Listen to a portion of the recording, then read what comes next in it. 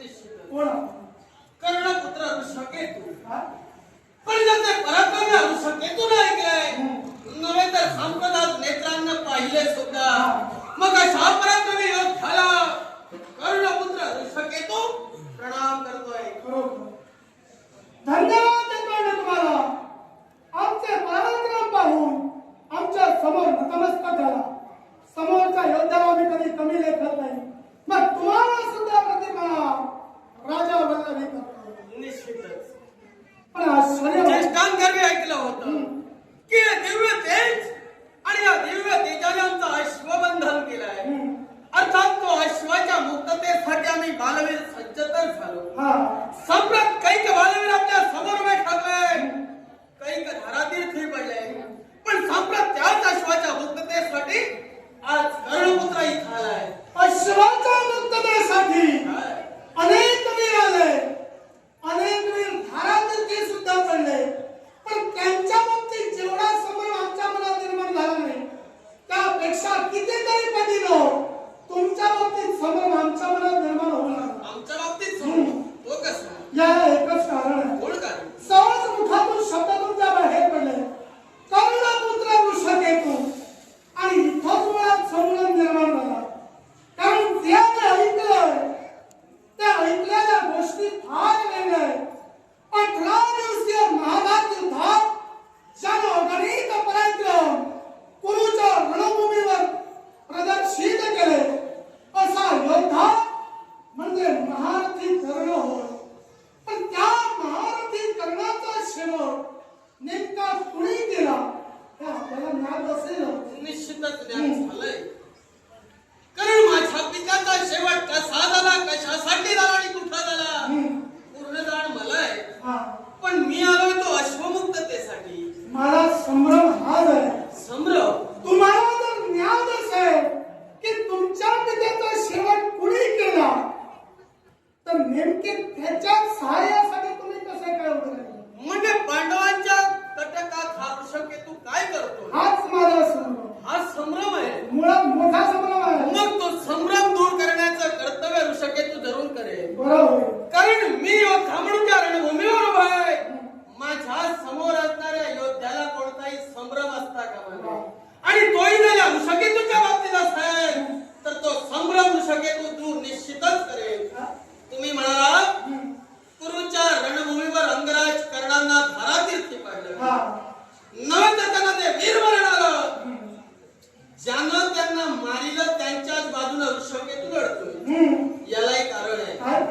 कारण ज्यावेळी 18 दिवसाचं महाभारतीय युद्ध घडलं गेलं, या भारतवर्षात कौरवांचा शेवट करण्यासाठी धनुर्धारी पार्थांनी जो बाण सोडला होता तो बाण सर्वांचा शेवट करेल. त्याच वेळी माझी माता प्रभावती, आणि ही गोष्ट घडली त्यावेळी मी होतो बाल्यावस्थेत.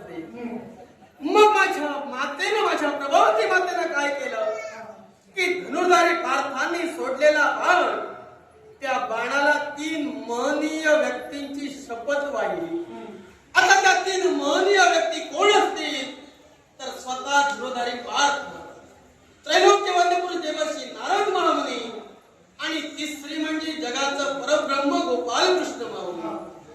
ज्यावेळी माझ्या मातेनं बाणाला 3 महनीय व्यक्तींची शपथ वाहिली, अगदी तीच शपथ वाहिल्यानंतर तो बाण जागच्या जागी स्थिरावला.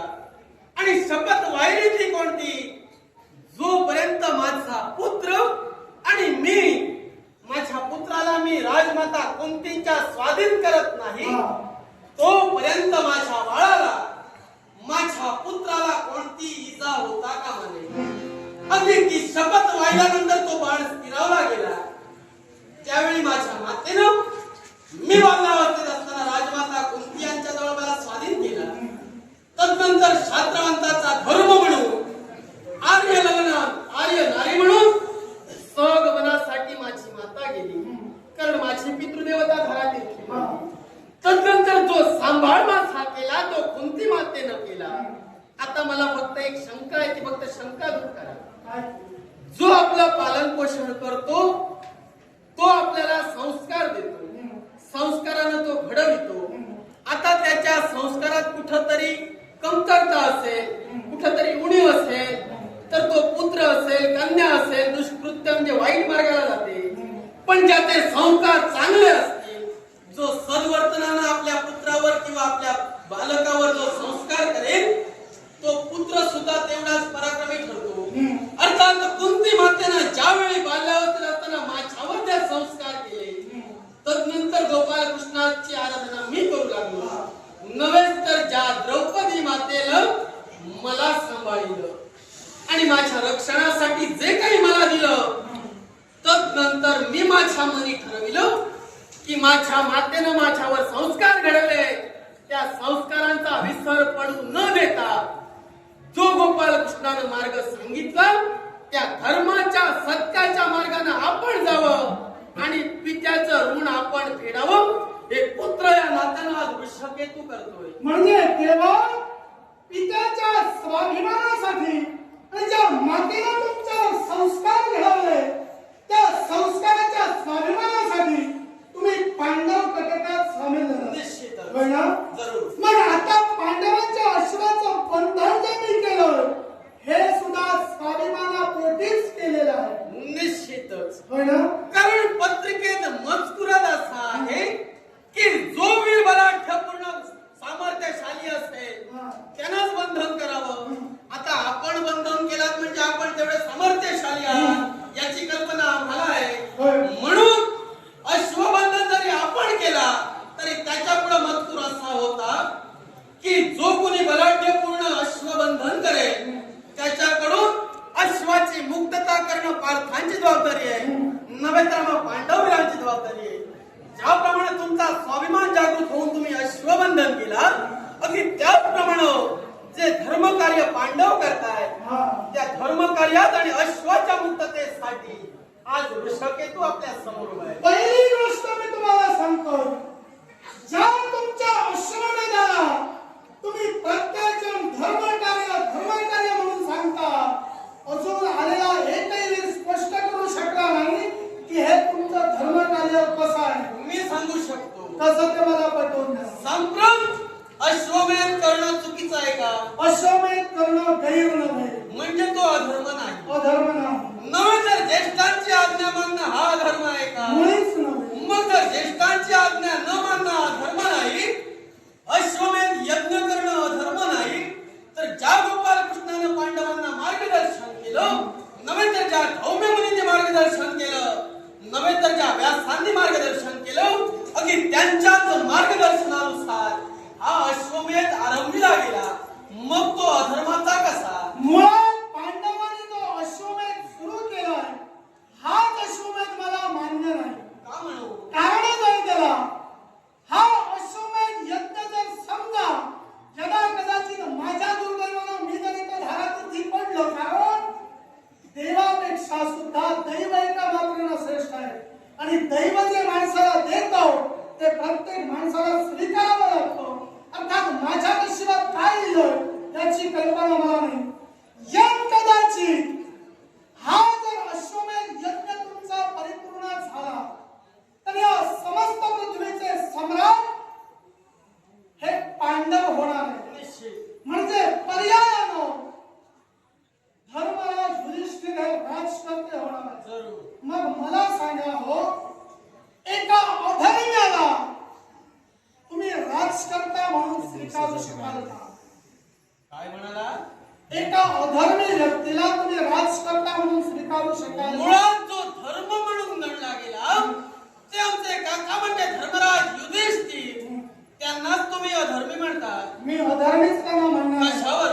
पण त्यांनी जो अधर्म केलाय त्या अधर्मामुळं मी त्यांना अधर्मीच म्हणणार आहे. आणि त्यांचा तो अधर्म युद्धाच्या रणभूमीवर परिपूर्ण सिद्ध सुद्धा झालेला आहे. कोणाचा धर्म धर्म काकांनी केला? मला सांगा हो, कुरुच्या रणभूमीत ज्यावेळी कौरव पांडवांचं युद्ध सुरू होतं, त्यावेळी कौरवांच्या बाजूनं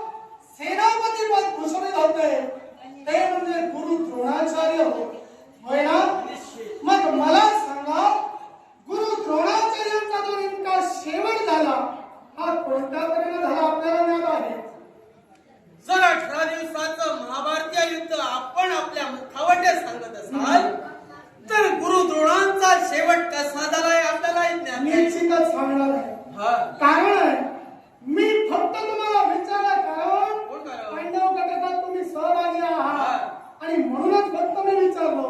मी शंका उपस्थित करणार, शंकेचं निरसन तुमच्याकडून जर जरूर होत करू. असेल तर तो गुंता सुद्धा हलक्या हाताने मी सोडवला. आम्ही शंकेचं निरसन जरूर करू. होय ना? हो.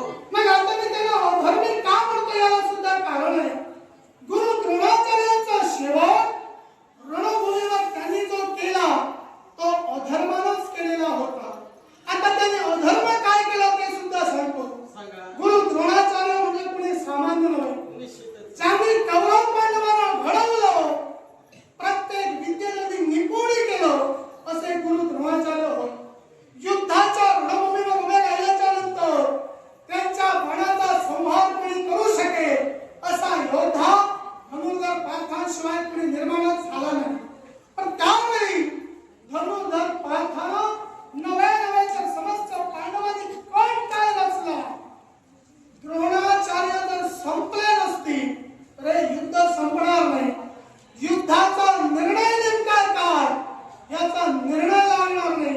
आणि तो निर्णय लावण्यासाठी त्यांनी एक कपट केलं आणि कपट कुणाकडे केलं असेल तर धर्मराज युधिष्ठिरांकडे. कारण त्यांचा इतर कुणावर विश्वास नाही. धर्मराज युधिष्ठिरांनी जीवनात सत्य आचरणात आणलं, धर्म नीती आचरणात आणली, म्हणून त्यांना धर्म म्हणून संबोधलं गेलं. म्हणून त्यांच्यामुळे यावर विश्वास ठेवतील म्हणूनच हे कपट त्यांना त्यांनी करायला लावलं. कपट काय केलं? ऐन रणभूमी गुरु द्रोणाचार्य युद्ध करत असताना धर्मराज युधिष्ठिरांच्या मुखाकडे शब्द बाहेर पडले. अश्वत्थामा पडला, अश्वत्थामा पडला, अश्वत्थामा पडला, नळवा कुंजरवा. पण हे शब्द ज्यावेळी त्यांच्या कर्णी पडले त्यावेळी त्यांच्या हातातील शस्त्र अगदी भूमीवर पडली गेली. आणि त्यावेळी कपट करून दुष्ट धुमणानं शरसंधान गुरु द्रोणाचार्यांवर केलं. आणि त्या शरसंध्यात गुरु द्रोणाचार्य हे धारातीर्थी पडले. आता तुमचा प्रश्न मनात उपस्थित झाला असेल, कारण हा प्रश्न बऱ्याच जणांच्या मनातही उपस्थित होतो. याचा नेमकं कपट काय त्यांनी केलं? अश्वत्थामा पडला, नरोवा कुंजरोवा म्हणजे काय? धर्माने बाजू मारण्याचा प्रयत्न केला. होय ना? काय नेमकी बाजू मारली? बाजू मारली नाही ते बाजू मांडत होते. काय बाजू मांडत होते? कारण ज्यावेळी गुरुच्या रणभूमीवर युद्ध चालू होतं पांडवातील द्वितीय पांडव म्हणजे गदाधर यांच्या कर्मी जो अश्वत्थामा हत्ती मारला गेला आणि तोच नरोवा कुंजरोवा हे धर्मराजांच्या मुखाटे शब्द निघाले. सत्यवचन पूर्ण सत्य. ज्यावेळी युद्धभूमीवर धुमश्चक्री चालू होती गुरु द्रोणांना नेमकं काय ते आठवलं नाही. आपला पुत्र मेला या विरहाने त्यांनी शस्त्र खाली ठेवलं. शेवटी दृष्ट दुम्नाने त्यांच्यावर शरसंधान केलं. योग्य आहे? परिपूर्ण योग्य. मग मला सांगा यात कपट नेमकं काय? आणि राहता राहिला प्रश्न, ज्यावेळी कोणताही वीर युद्धभूमीवर उभा राहतो त्यावेळी निश्चितच जय पराजय ठरलेला असतो. कित्येक नरसंहार घडले जातात. मग जो वीर म्हणून युद्धात उभा ठाकला त्यानं आधी पुत्र विरोध सहन करूच नये. कारण तो वीर म्हणून जिथं उभा आहे निश्चितच एकाचा शेवट तर दुसऱ्याचा विजय ठरलेला आहे. पुत्र विरहानं त्यांनी शस्त्र खाली टाकलं आणि म्हणूनच शरसंधान त्यांच्यावर केलं गेलं. त्यांचा शेवट झाला. धर्माला तुमचा अधर्म केला नाही असं तुम्ही म्हणता. केलाय. अश्वत्थामाचा नावाचा नेमका हत्ती मेला की व्यक्ती मेला हे नेमकं त्यांना माहित नाही असं तुम्ही म्हणता. म्हणजे ते काय बोलले ते वाटत सत्य. नेमकं त्यांना माहित नाही म्हणजे ज्या वेळेस अश्वत्थामा हत्ती मेला गेला युद्धभूमीवर युद्ध चालू होतं. ज्यावेळी युद्धभूमीवर युद्ध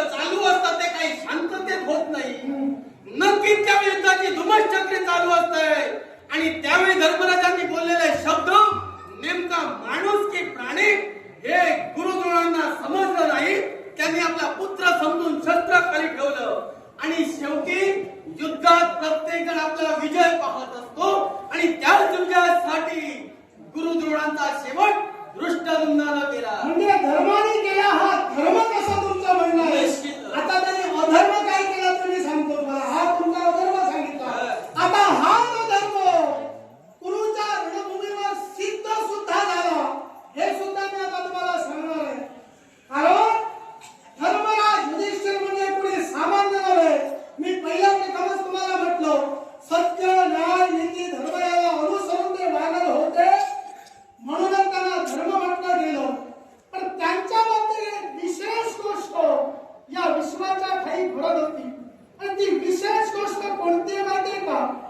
कुरुच्या समरभूमीवर पहिल्या दिवसापासून त्यांनी हे कपटी वाक्य उद्गारापर्यंत त्यांचा जो रथ होता हा जमिनीपासून 4 अंगुळ हा वर चालत होता. कारण तत्वनिष्ठ आणि धर्मनिष्ठ होते. पण ज्यावेळी त्यांनी हे वाक्य उद्गारलं त्यावेळी जमिनीपासून 4 अंगुळ वर असताना तो त्यांचा रथ हा दिशी जमिनीवर जाऊन आदळला. याचा अर्थ काय?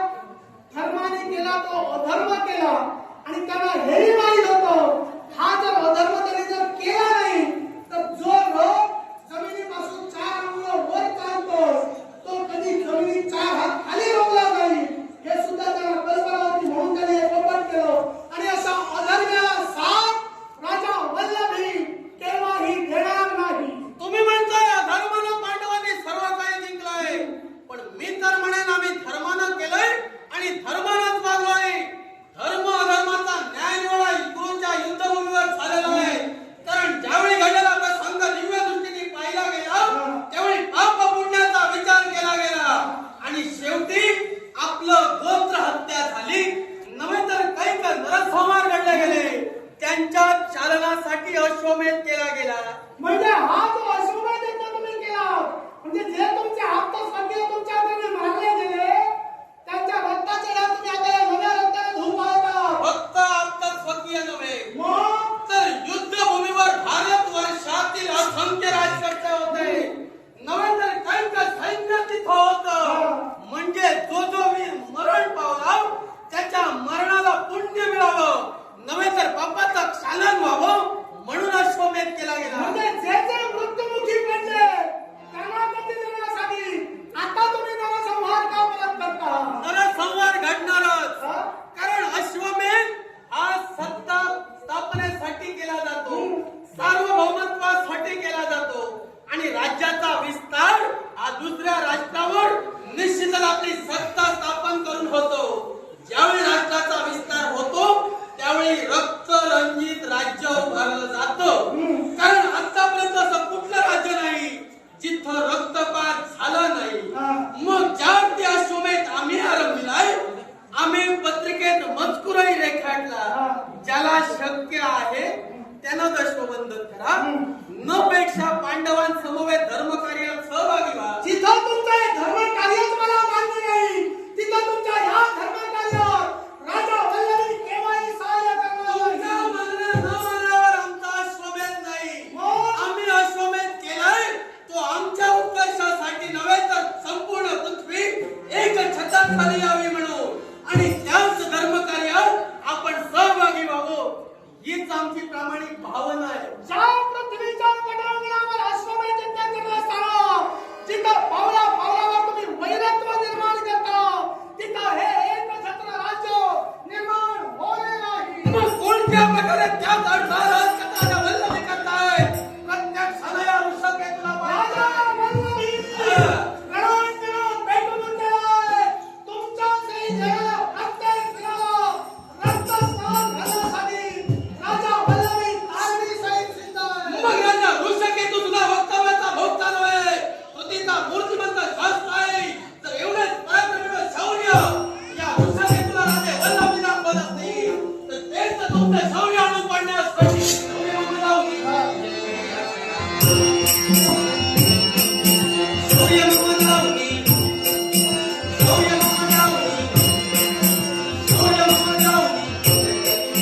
जगतो वीरा ऐकता वचना.